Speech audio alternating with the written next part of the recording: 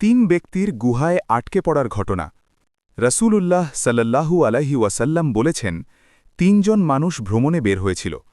পথে বৃষ্টি শুরু হলে তারা একটি পাহাড়ের গুহায় আশ্রয় নেয়।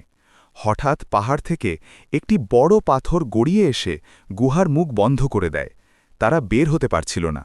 তখন তারা সিদ্ধান্ত নেয় নিজেদের জীবনের খাঁটি নেক আমল আল্লাহর কাছে ওয়াসিলা করে দোয়া করবে।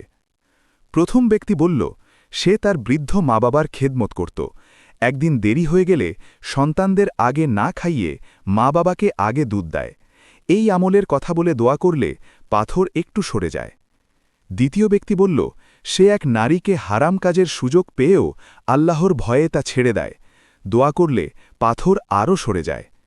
তৃতীয় ব্যক্তি বলল, সে একজন শ্রমিকের মজুরি সংরক্ষণ করে ব্যবসা করে বাড়িয়ে দেয় এবং পরে সব ফিরিয়ে দেয়। এই আমলের কথা বলে দোয়া করলে পাথর পুরো সরে যায় এবং তারা বের হয়ে আসে। প্রমাণ: সহি বুখারি হাদিস নং 2272, সহি মুসলিম হাদিস নং 2743। শিক্ষা: ইখলাসের সাথে করা নেক আমল বিপদের সময় আল্লাহর সাহায্য এনে দেয়।